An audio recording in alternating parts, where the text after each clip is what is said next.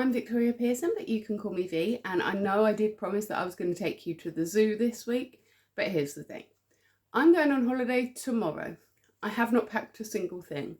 I still need to pick up the dog's prescription, go and get my kids' haircut, return the library books, find something for dinner, clean this house, do some work, and film this video before I can even think about packing.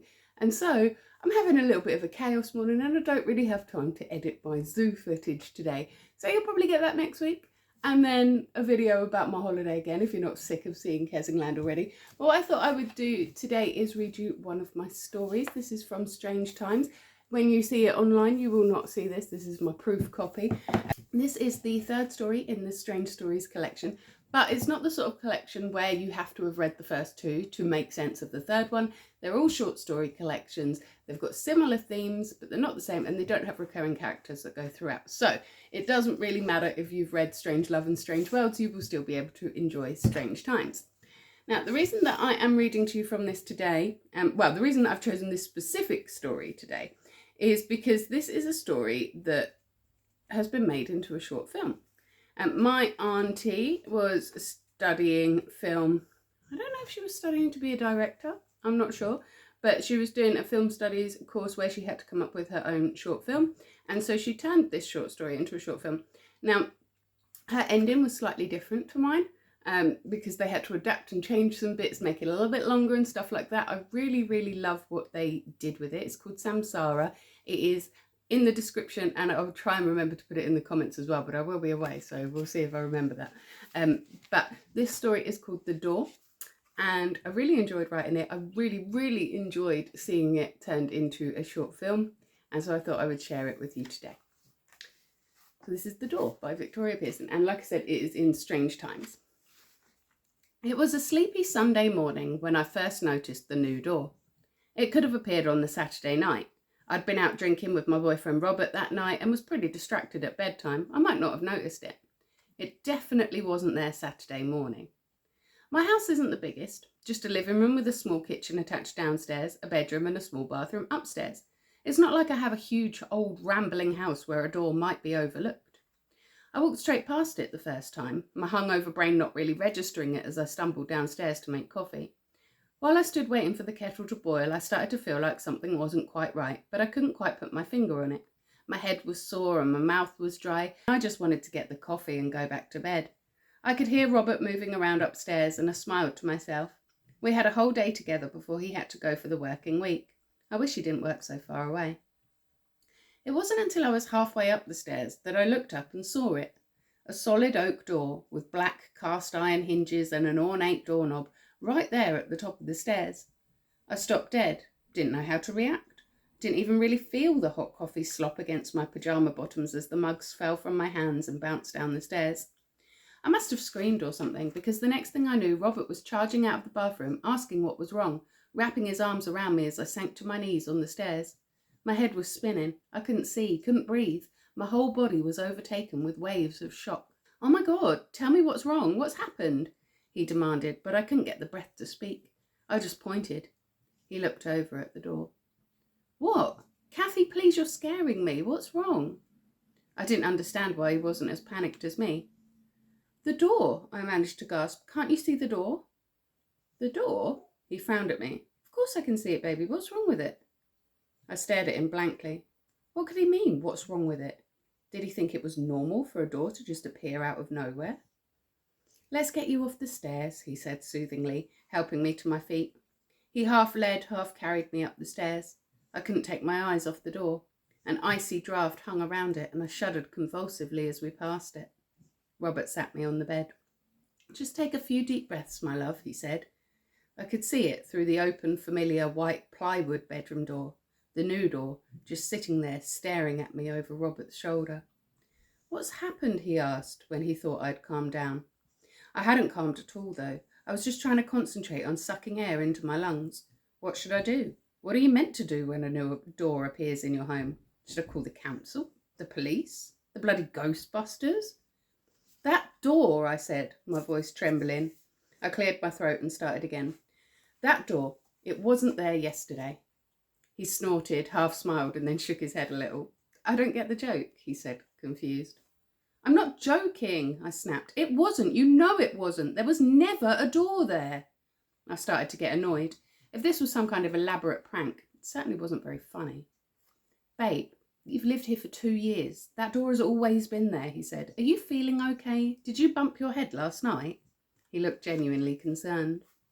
This isn't funny, I yelled at him. Of course I didn't bump my head.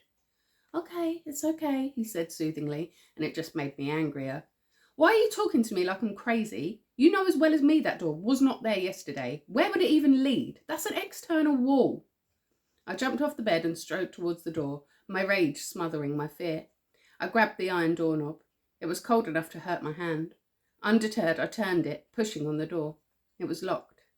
Babe, come on, you know that door's always been locked. The landlord told you that before you moved in. Robert frowned, concerned confusion clouding his features. Should I call your mum or something?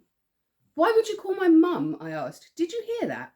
I held my head close to the wood, not daring to lay my skin on its cold surface, straining my ears. Hear what? It sounded like a kid laughing. It was probably just a kid outside. I think maybe we should call a doctor. No, it came from in here, I'm sure of it. He strode across to me, took my face in his hands. Babe, listen. You've lived here 2 years and the door has been locked all the time. There is no one in there.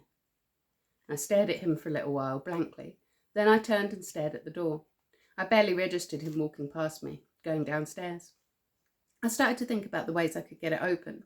Maybe if I unscrewed the hinges? Did I even have a screwdriver? I decided I could go to the DIY store, get screwdrivers, maybe a chisel or an axe. I went back into my room and threw on yesterday's jeans and a jumper. I didn't like turning my back to the door to go downstairs. Robert was on the phone when I got down there. I ignored him while I looked for my keys. I was annoyed with him, not sure why he would still persist with this notion that the door had always been there. No, she was fine last night. I don't know what's wrong, he was saying as I found my keys. Kathy, wait! But I slammed the door on his words, jumped into my car and headed for the DIY store. As I threw the screwdriver into my basket, I realised I hadn't had a proper look at the hinges. The screws might be hidden or on the other side of the door. I ended up buying a mallet and chisel, a small saw and an axe as well. Quite the shopping list. I expected Robert to be gone when I got home, but he was still there, my mum and the landlord with him, drinking tea out of mismatched mugs. Where did you go, babe? He asked quietly, in the kind of tone that you might use to speak to an animal that you were afraid of spooking. I went to buy some tools. I want that door opened. Catherine, you're being ridiculous, Mum said. There is no new door. Doors don't just appear overnight. It's always been there. Isn't that right, Mr. Core? The landlord nodded. It has always been there. It's just a storeroom is all. We talked about it before you signed the lease, remember? I stared at them. Whatever this was, they were clearly in it together. If it's just a storeroom, why is it locked? I asked, playing for time. What were they playing at? Like I said when you moved in, said Mr. Core, a previous tenant lost the key. That's all. We've not been able to replace it because the door's so old. I stared some more. I knew that door was new. I was certain of it. Why was everyone pretending it had always been there? Well, I bought some tools now, I said, playing along. We can get it open and start using it again. Like I said before, the door is very old. Antique, in fact. You can't damage it, said Mr. Core. You're a good tenant. I don't want to lose you, but I can't be letting you damage the property. Come now, Catherine, you're being silly. It has never been a problem before, Mum snapped. I didn't know what to do. I was never going to get the door open with everyone here. Maybe I did bump my head after all, I said. I do feel a bit headachy. Maybe we should go to the hospital, Robert suggested, chewing on his bottom lip. No, I said. No, I'm fine. I'm sure I'll be fine. I just need some rest is all. I'm fine. It didn't take the landlord long to leave, but it took Mum hours before she decided to go. The rest of the day, Robert was strained and awkward. I tried to pretend like I remembered the door, but I think he knew I was lying. Usually Sundays go so fast and I dread him leaving, but that particular Sunday I couldn't wait for him to go so I could attack the door. He stayed later than usual though, and ended up falling asleep on the sofa with him still there. When I woke the next morning he was gone, but had tucked me in and left a note saying he would call later as always. The note did not mention the door. I went straight out to the car and brought my new tools in. I started by unscrewing every screw I could see, then I turned the knob and shoved against the door with my shoulder. It didn't budge. I slammed my shoulder into it again, but my only reward was a white-hot pain that shot from my shoulder to my elbow, leaving my hand tingling. I heard a faint giggle on the other side of the door, I'm sure I did. Next, I took the chisel and tried to get it into the gap between the door and the frame, but it was too tight. I hit the door with the mallet, trying to get it to budge enough to get the chisel in. I might as well have tried to shift a mountain. Nevertheless, I kept trying anyway. I was determined to get that door open. It was getting dark by the time I decided to get the axe. I'd tried kicking it, chiseling it, pounding it with the mallet, but the door looked as perfect as before, unmarked, ice-cold wood. The door had no face, of course, but I felt like it was smirking at me. I stood as far back as I could, right at the top of the stairs, and ran at the door, my axe raised. The force of the blow vibrated up my arms, jarred my whole body. The axe head went flying off over my shoulder, down the stairs, before settling with a sickening thunk into the front door. The new door remained pristine. I sank to my knees, panting, despairing, trying to convince myself I couldn't hear the gales of giggles coming from behind the door. It was fully dark before I moved again, getting up to switch the landing light on. The bulb flickered on and off, buzzing loudly. Fear gripped me and I ran round the house, switching on every light and lamp that I had. Then I rummaged through the kitchen drawers until I found my torch. I took the blanket off the sofa and wrapped it round myself, then sat with my back to the door, watching the new door at the top of the stairs. I'm not sure when, but at some point I fell asleep. The week continued in that pattern, me trying to open the door all day, watching it until I fell asleep at night. I'm not sure when Robert stopped calling. I think it was Friday when my boss's concerned voicemails became angry. I don't think I have a job anymore.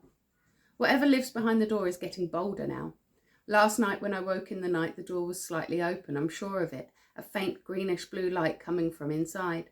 I grabbed my big torch like a weapon and headed upstairs, but by the time I reached the door it was locked tight again, as if it had never been opened. Sometimes in the morning I wake and find things in my house have moved. Nothing large or significant. My childhood teddy bear that sat on top of the wardrobe is now on my bed. The magnets on my fridge have been rearranged. My photo album was open on the coffee table. It's too cold to go upstairs now. My breath turns to clouds halfway up the stairs. I only go up when the need to go to the bathroom is too great, and never after dark. I don't know why I don't just move house. I just can't seem to bring myself to. More than once I've thought about just burning the place down. I play with matches, lighting them, watching them burn out, never quite daring to do it. I don't think I'll ever leave here. My only company now is the eternal sound echoing through my house, the laughter of an unseen child. So that is my story, The Door. It's in strange times, and like I said, it was made into a short film called Samsara, where they changed the ending up. I love what they did with the ending, gave more of an explanation for why the door is there. Nice little timey-wimey element in it as well, but I won't give you too many spoilers. I will put it in the description. Go and check it out. I hope that you enjoy it. I will be here next Monday, hopefully giving you a video about the zoo or possibly about the seaside. But if you can't wait to see me until then, I do understand. I will be here every single morning in your shorts, taking a great big deep breath, letting you know what I'm grateful for. Sometimes I'm letting you know what's challenging me as well, but I'm hoping that next week it's going to be all nice stuff on the beach. And I will also be here on a Witchy Wednesday doing an intuitive tarot card read for you as well. Until then, you have yourself a magical week.